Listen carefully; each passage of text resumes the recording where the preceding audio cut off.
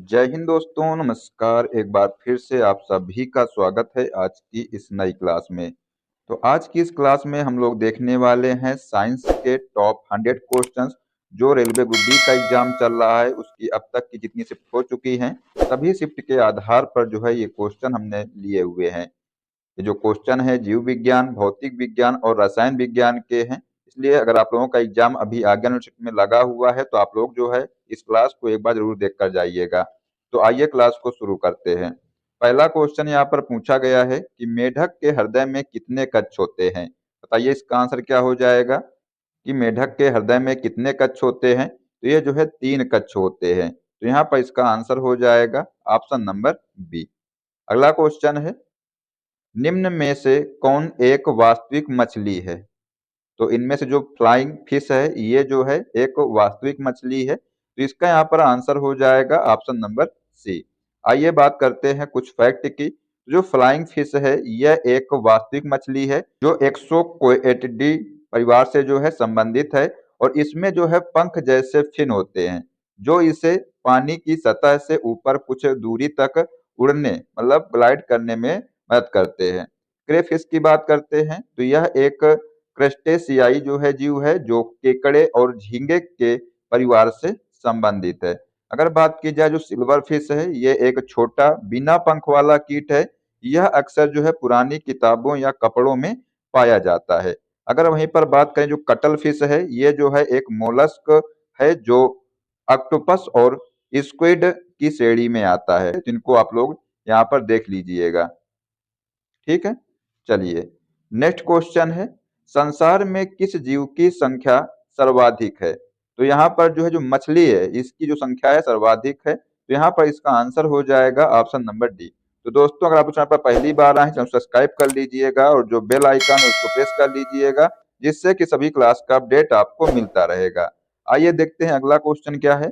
शीत रक्तीय प्राणी है तो ये जो है मछली, छिपकली और जो मेढक है ये जो है शीत रक्तीय प्राणी हैं क्योंकि जो इनका ब्लड होता है ये जो है ठंडा होता है। तो यहाँ पर इसका आंसर हो जाएगा ये सभी। ठीक है, तो ऑप्शन नंबर जो डी है ये इसका राइट आंसर हो जाएगा। चलिए अगला क्वेश्चन है, नरसंस प्राणी कौन सा है। तो यहाँ पर जो कछुआ है ये जो है नरसंस प्राणी है। तो यहाँ पर इसका आंसर हो जाएगा ऑप्शन नंबर ए। अगला क्वेश्चन है, सबसे विषैला सर्प है। तो जो सबसे विषैला सर्प है ये जो है करैत है। करैत जो है इसका नाम है। तो यहाँ पर जो है इसका आंसर हो जाएगा ऑप्शन नंबर सी। ठीक है, चलिए अगला क्वेश्चन है, घोंसला बनाने वाला एकमात्र सांप है। तो यहाँ पर जो किंग कोबरा है ये जो है घोंसला बनाता है। तो यहाँ पर जो है इसका आंसर हो जाएगा ऑप्शन नंबर बी। अगला क्वेश्चन है, हाल ही में लुप्त हुआ जंतु है। तो ये जो डायनासोर है ये जो है लुप्त हुआ जंतु है। तो यहाँ पर जो है इसका आंसर हो जाएगा ऑप्शन नंबर सी। अगला क्वेश्चन की बात करते हैं, पूछा गया है कि विषैली छिपकली डैश है।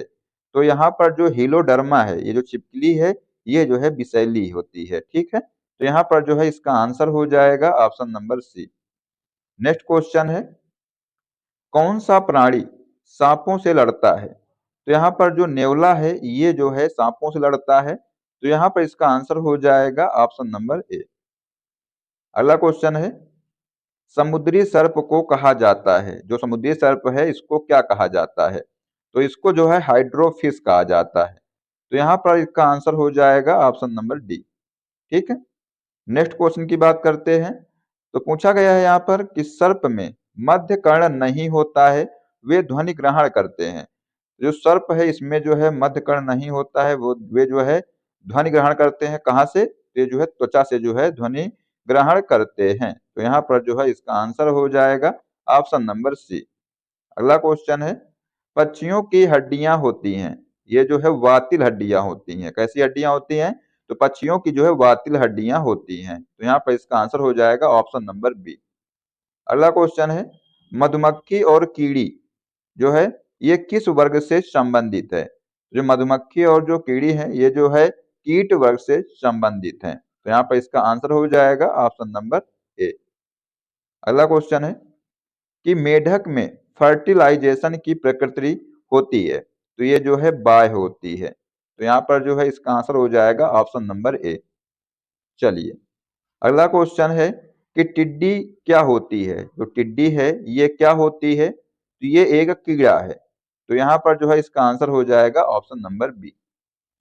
नेक्स्ट क्वेश्चन है रक्त में प्रति स्कंदक पदार्थ कौन सा है। तो रक्त में जो है प्रति स्कंदक जो पदार्थ है ये जो है हिपैरिन होता है। तो यहाँ पर इसका आंसर हो जाएगा ऑप्शन नंबर ए।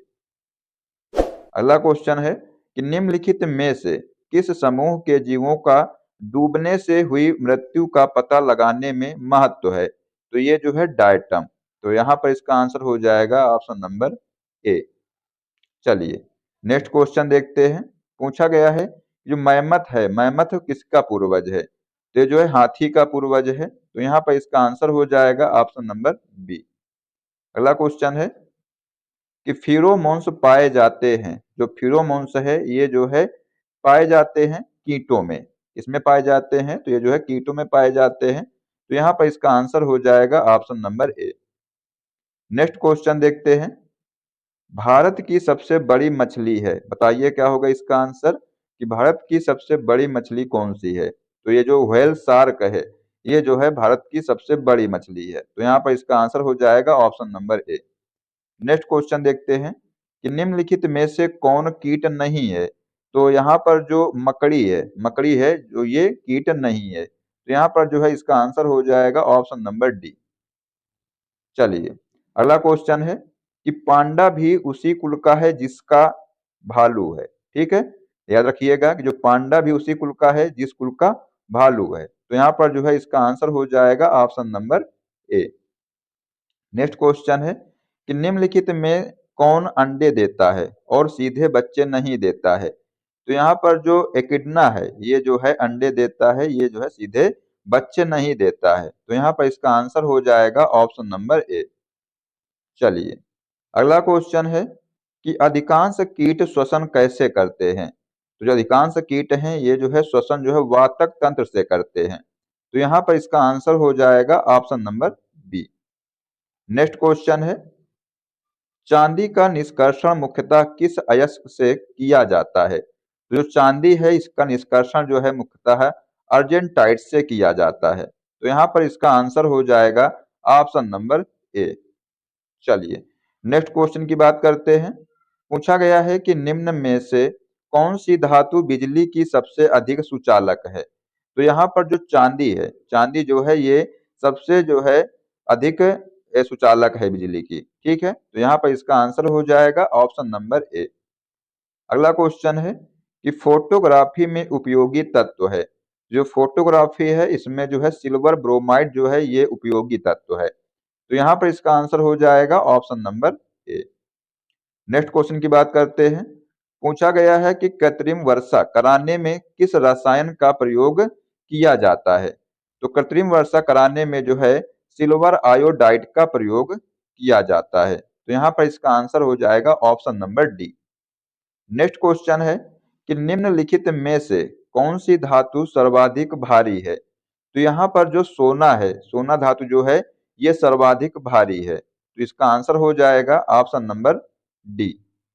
अगला क्वेश्चन देखते हैं। पूछा गया है कि निम्नलिखित में से कौन सी धातु सदैव मुक्त अवस्था में पाई जाती है। तो इनमें से जो सोना धातु है ये जो है मुक्त अवस्था में पाई जाती है। तो यहाँ पर इसका आंसर हो जाएगा ऑप्शन नंबर बी। ठीक है, चलिए अगला क्वेश्चन है कि सबसे अधिक लचीली और पीट कर पत्थर बनाए जाने योग्य धातु कौन सी है। तो ये धातु का नाम है सोना। तो यहाँ पर इसका आंसर हो जाएगा option number A. Next question है निम्नलिखित में से कौन कार्बनिक यौगिक है। तो इनमें से जो क्लोरोफॉर्म है ये जो है कार्बनिक यौगिक है। यहाँ पर इसका आंसर हो जाएगा ऑप्शन नंबर बी। अगला क्वेश्चन है कि ठोस कपूर से वाष्प बनने की जो क्रिया है इसको क्या कहते हैं। तो ठोस कपूर से जो है वाष्प बनने की जो क्रिया है इसको जो है ऊर्ध्वपातन कहते हैं।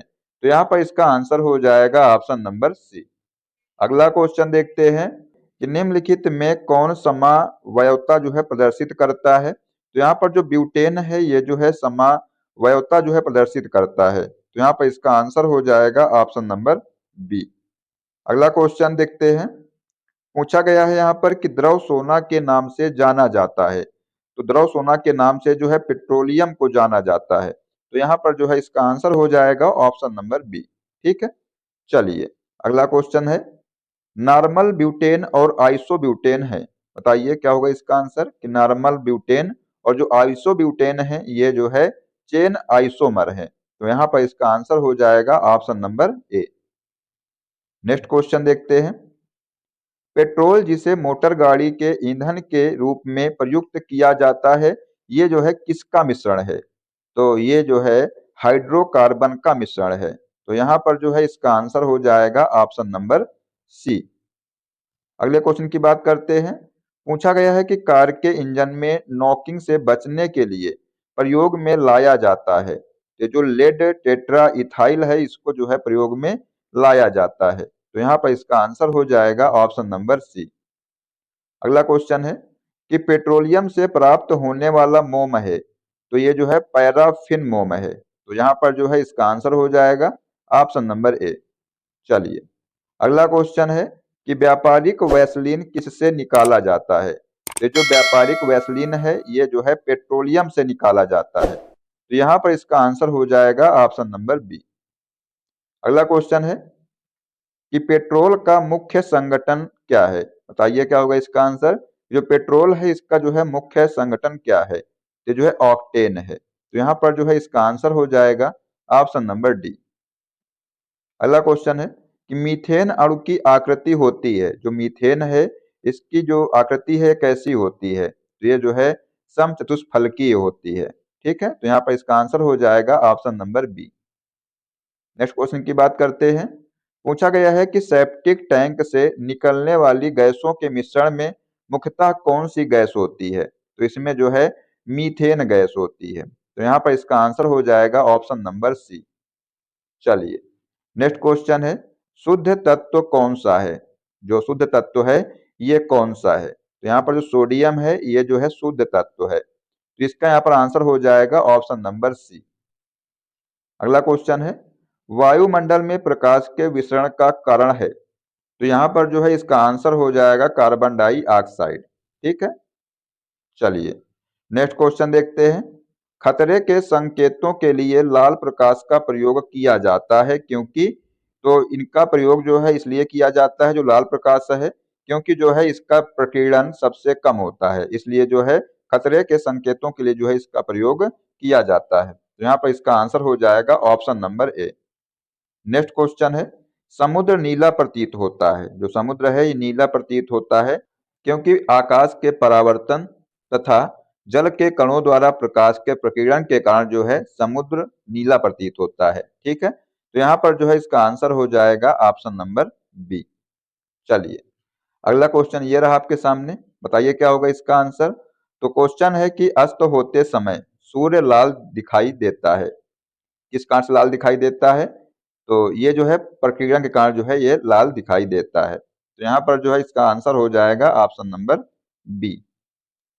नेक्स्ट क्वेश्चन है कि साबुन के पतले झाग में चमकदार रंगों का जो है बनना ये जो है किस परिघटना का परिणाम है, तो ये जो है बहुलित परावर्तन और व्यतिकरण का जो है परिणाम है, तो यहाँ पर जो है इसका आंसर हो जाएगा ऑप्शन नंबर ए।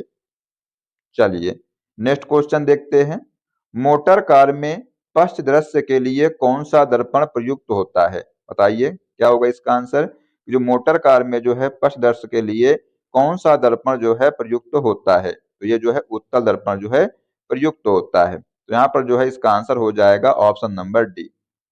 अगला क्वेश्चन है कि दाढ़ी बनाने के लिए काम में लेते हैं, तो दाढ़ी बनाने के लिए जो है अवतल दर्पण जो है काम में लेते हैं, तो यहाँ पर जो है इसका आंसर हो जाएगा ऑप्शन नंबर ए। अगला क्वेश्चन है कि मानव आंख की रेटिना पर कैसा प्रतिबिंब बनता है, बताइए जो मानव आंख होती है इसकी रेटिना पर जो है कैसा प्रतिबिंब बनता है, तो इस पर जो है वास्तविक तथा उल्टा प्रतिबिंब बनता है, तो यहाँ पर जो है इसका आंसर हो जाएगा option number A. Next question है कि 1.5 मीटर लंबे व्यक्ति को अपना संपूर्ण प्रतिबिंब देखने के लिए आवश्यक दर्पण की न्यूनतम लंबाई कितनी होनी चाहिए, तो मनुष्य के लंबाई के आधी होनी चाहिए, तो मतलब कि यहाँ पर जो है 1.5 मीटर का जो है मनुष्य है, तो इसका जब आधा करेंगे तो निकल कर आ जाएगा 0.75 मीटर जो है, ये जो है दर्पण की लंबाई होनी चाहिए। तो यहाँ पर जो है इसका आंसर हो जाएगा option number B. Next question है कि जब कोई वस्तु दो समानांतर समतल दर्पणों के बीच रखी जाती है तो बने हुए प्रतिबिंबों की संख्या होगी, तो ये जो है अनंत होगी। तो यहाँ पर जो है इसका आंसर हो जाएगा ऑप्शन नंबर डी।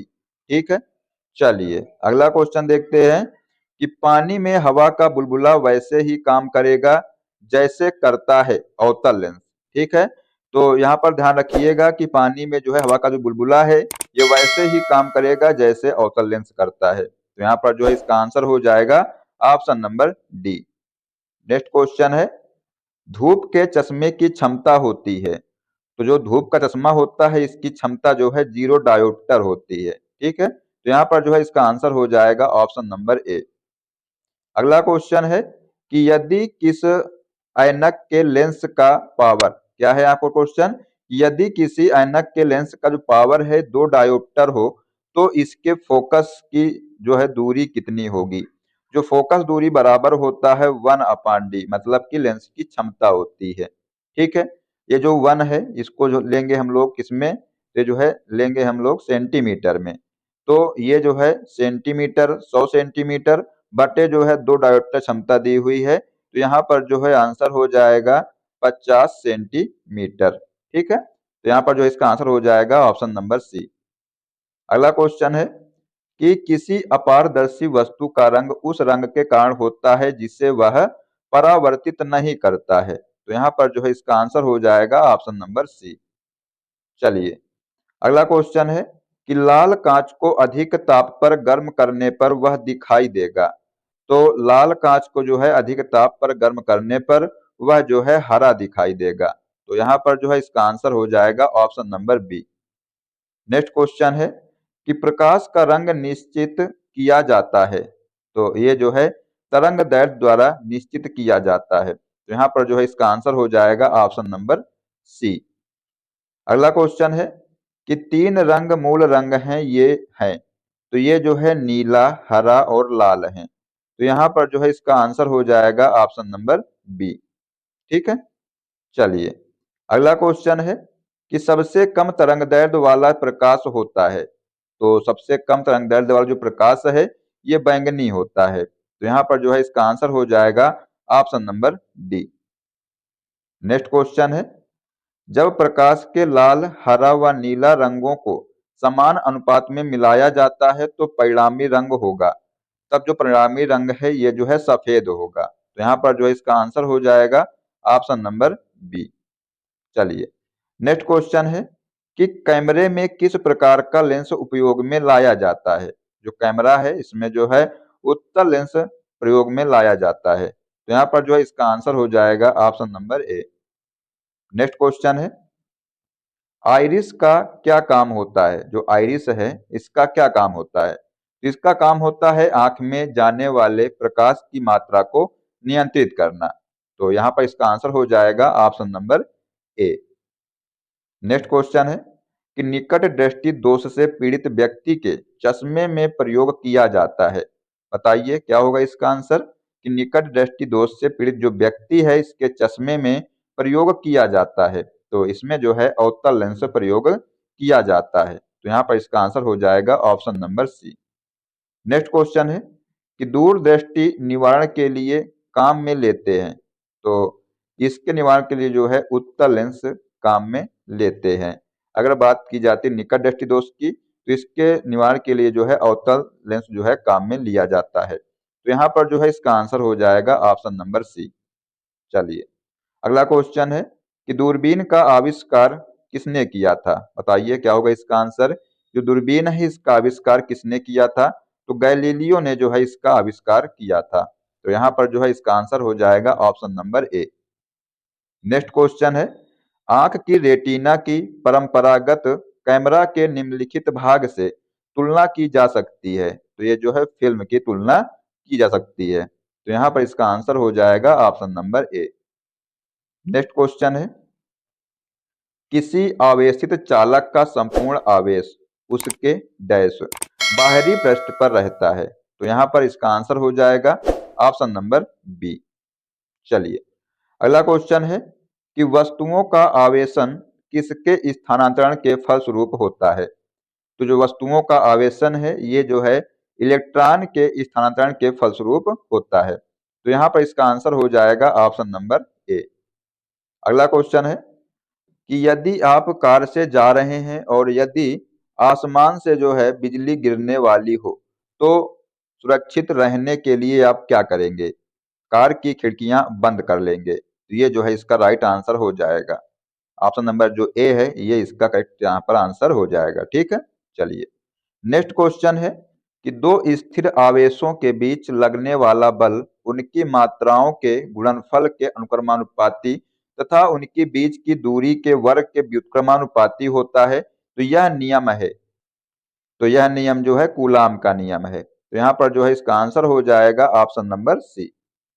चलिए नेक्स्ट क्वेश्चन है कि किसी विद्युत परिपथ में इकाई धन आवेश को एक बिंदु से दूसरे बिंदु तक ले जाने में किए गए कार्य द्वारा मापा जाता है। तो उन बिंदुओं के बीच के डैश विभवांतर को। ठीक है, तो यहाँ पर इसका आंसर हो जाएगा ऑप्शन नंबर बी। कि मतलब कि यहाँ पर जो क्वेश्चन पूछा गया था कि किसी विद्युत परिपथ में जो है इकाई धन आवेश को एक बिंदु से दूसरे बिंदु तक ले जाने के लिए जो कार्य द्वारा जो है ये मापा जाता है। किसके द्वारा मापा जाता है? तो जो बिंदुओं के बीच के विभवांतर को जो है कार्य द्वारा मापा जाता है। ठीक है, चलिए नेक्स्ट क्वेश्चन है सर्वाधिक विद्युत चालकता वाला तत्व क्या है? तो जो चांदी है ये जो है सर्वाधिक विद्युत चालकता वाला तत्व है। तो यहाँ पर इसका आंसर हो जाएगा ऑप्शन नंबर ए।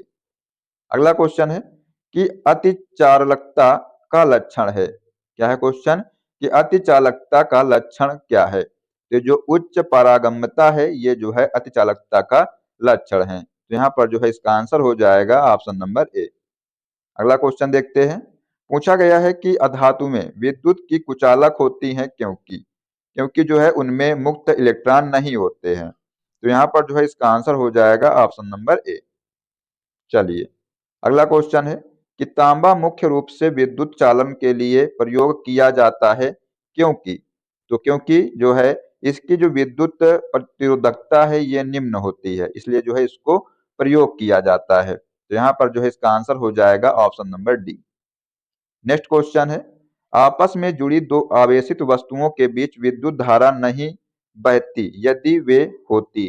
कैसी? तो अगर ये वे जो है समान विभव पर होती तो जो है दो आवेशित वस्तुओं के बीच विद्युत धारा नहीं बहती। तो यहाँ पर जो है इसका आंसर हो जाएगा option number C. Next question है प्रत्यावर्ती धारा एसी को दिष्ट धारा डीसी में परिवर्तित करने वाली जो युक्ति है इसको क्या कहते हैं? तो इसको जो है रेक्टिफायर कहा जाता है। तो यहाँ पर जो है इसका आंसर हो जाएगा ऑप्शन नंबर सी। अगला क्वेश्चन है विद्युत फिटिंग्स में एक तार को भू संपर्कित किया जाता है, इसका कारण है। इसका जो कारण है यदि लघु पतन हो जाए तो धारा भूमि में चली जाएगी, ये जो है इसका कारण है। तो यहाँ पर जो है इसका आंसर हो जाएगा option number A. Next question है विभवांतर का मात्रक होता है, बताइए क्या होगा इसका आंसर? आसान प्रश्न है। जो विभवांतर है इसका मात्रक क्या होता है?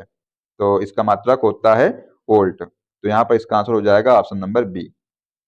नेक्स्ट क्वेश्चन है कि एक आदर्श वोल्ट मीटर का प्रतिरोध होता है। तो जो एक आदर्श वोल्ट मीटर है इसका प्रतिरोध होता है अनंत। तो यहाँ पर इसका आंसर हो जाएगा ऑप्शन नंबर डी। चलिए नेक्स्ट क्वेश्चन है प्रतिरोध का मात्रक है। जो प्रतिरोध है इसका मात्रक होता है ओम। तो यहाँ पर इसका आंसर हो जाएगा option number D. Next question देखते हैं। पूछा गया है कि घरों में लगे पंखे बल्ब आदि लगे होते हैं तो ये जो है समांतर क्रम में लगे होते हैं। तो यहाँ पर जो है इसका आंसर हो जाएगा ऑप्शन नंबर सी। जो घरों में जो लगे पंखे या बल्ब होते हैं ये जो है समांतर क्रम में लगे होते हैं। नेक्स्ट क्वेश्चन देखते हैं। किसी चालक के सिरों के बीच विभवांतर उसमें बहने वाली धारा के समानुपाती होती है तो यह नियम किसका है? कूलाम का नियम है? नहीं है। फैराडे का नहीं है। जूल का नियम? ये भी नहीं है। तो ये जो नियम है ये ओम का नियम है। तो यहाँ पर इसका आंसर हो जाएगा ऑप्शन नंबर डी। अगला क्वेश्चन है विशिष्ट प्रतिरोध का एसआई मात्रक है। जो विशिष्ट प्रतिरोध है इसका जो एसआई मात्रक है ये ओम मीटर है। ठीक है, तो यहाँ पर इसका आंसर हो जाएगा ऑप्शन नंबर बी। अगला क्वेश्चन है, यदि 3 ओम और 6 ओम के प्रतिरोध समांतर क्रम में जोड़े जाएं तो संपूर्ण प्रतिरोध होगा। जो समांतर क्रम में जोड़ने का जो फॉर्मूला होता है ये होता है 1/r is equal to 1/r1 plus का 1/r2। तो यहाँ पर जो R1 दिया है ये दिया है 3 ओम और जो R2 दिया है ये दिया है 6 ओम। ठीक है, एलसीएम लेंगे, 6 का एलसीएम हो जाएगा 3 दूनी 6 और 6 दूनी 6 कन्नम 6, तो ये हो जाएगा 3/6। 3 से जब काटेंगे 3 दूनी 6, तो ये आ जाएगा 1/r बराबर हो जाएगा 1/2। तो ये जो निकल कर आ जाएगा R बराबर कितना हो जाएगा 2 ओम। ठीक है, तो यहाँ पर जो है इसका आंसर हो जाएगा ऑप्शन नंबर सी, 2 ओम जो है ये इसका आंसर हो जाएगा। अगर यहीं पर पूछ लेता अगर श्रेणी क्रम में है तो इसका फार्मूला होता है R बराबर R1 प्लस का R2, ये होता है श्रेणी क्रम का फार्मूला। ठीक है, ये आप लोग ध्यान रखिएगा। चलिए अगला क्वेश्चन है कि एक शुष्क सेल में कौन सी ऊर्जा पाई जाती है। जो एक शुष्क सेल होता है इसमें जो है रासायनिक ऊर्जा यहाँ पर पाई जाती है, तो यहाँ पर इसका आंसर हो जाएगा ऑप्शन नंबर सी। अगला क्वेश्चन है कि एक समान शुष्क सेल में विद्युत अपघट्य होता है, तो ये जो है अमोनियम क्लोराइड होता है, तो यहाँ पर जो है इसका आंसर हो जाएगा ऑप्शन नंबर सी। अगले क्वेश्चन की बात करते हैं, एक कार बैटरी में प्रयुक्त विद्युत अपघट्य होता है, तो ये जो है सल्फ्यूरिक अम्ल होता है, तो यहाँ पर जो है इसका आंसर हो जाएगा ऑप्शन नंबर बी। अगला क्वेश्चन है कि वोल्टीय सेल के आविष्कारक हैं, बताइए क्या होगा इसका आंसर। जो वोल्टीय सेल है इसके जो आविष्कारक हैं ये कौन है, तो एलेजेंड्रो वोल्टा जो है ये एक वोल्टीय सेल के आविष्कारक हैं। कौन, तो एलेजांड्रो वोल्टा, तो यहाँ पर जो है इसका आंसर हो जाएगा option number C. Next question है, शुष्क सेल है, जो शुष्क सेल है ये जो है प्राथमिक सेल है, तो यहाँ पर जो है इसका आंसर हो जाएगा ऑप्शन नंबर ए। अगला क्वेश्चन है, लोहे के ऊपर जिंक की परत चढ़ाने को क्या कहते हैं, तो इसको जो है गैल्वेनाइजेशन कहते हैं, तो यहाँ पे इसका आंसर हो जाएगा ऑप्शन नंबर ए। अगला क्वेश्चन देखते हैं, पूछा गया है यहाँ पर कि इस्पात या आयरन की वस्तु में जिंक की पतली परत के लेपन का क्या नाम है, तो इसको जो है कहते हैं यतद लेपन। ठीक है, तो यहाँ पर इसका आंसर हो जाएगा ऑप्शन नंबर ए। चलिए नेक्स्ट क्वेश्चन है, धान का खैरा रोग किस तत्व की कमी के कारण होता है, तो ये धान का जो खैरा रोग है ये जो है जस्ता की कमी के कारण होता है, तो यहाँ पर इसका आंसर हो जाएगा ऑप्शन नंबर सी। अगला क्वेश्चन है, लकड़ी की वस्तुओं को कीड़ों से बचाने के लिए उस पर लेपन किया जाता है, तो ये जो है जिंक क्लोराइड का लेप किया जाता है, तो यहाँ पर इसका आंसर हो जाएगा option number B. Next question है, चूहों को मारने की दवा है, तो जो जिंक फास्फाइड है ये जो है चूहों को मारने की दवा है, तो यहाँ पर इसका आंसर हो जाएगा ऑप्शन नंबर ए। अगला क्वेश्चन है, रंगने में काम आने वाला तीखा पदार्थ है, तो जो जिंक फास्फेट है ये जो है रंगने में काम आने वाला तीखा पदार्थ है, तो यहाँ पर जो है इसका आंसर हो जाएगा ऑप्शन नंबर सी। तो ये दोस्तों हमने आपको 100 क्वेश्चन करा दिए हैं। बताइए आप लोग कमेंट बॉक्स में कि आप लोगों ने कितने क्वेश्चन इसमें से सही किए हैं। अब आइए आपको एक क्वेश्चन देते हैं। क्वेश्चन है कि मेढक के हृदय में कितने कक्ष होते हैं, बताइए। ऑप्शन है 2, 3, 4 या 5। इसका जो आंसर है बताइए आप लोग कमेंट बॉक्स में क्या होगा, देखते हैं कितने बच्चे जो है इसका सही जवाब दे पाते हैं। तो दोस्तों आज के बस इतना ही, आशा करते हैं कि आपको क्लास पसंद आई होगी, और अगर आपको क्लास पसंद आई तो इसको लाइक कर दीजिएगा, साथ अपने दोस्तों को शेयर कर दीजिएगा, और अगर आप लोग चैनल पर पहली बार आए हैं तो सब्सक्राइब कर लीजिएगा और जो बेल आइकन है उसको प्रेस कर लीजिएगा, जिससे सभी क्लास का अपडेट आपको मिलता रहेगा। मिलते हैं नेक्स्ट क्लास में। जय हिंद, जय भारत, वंदे मातरम।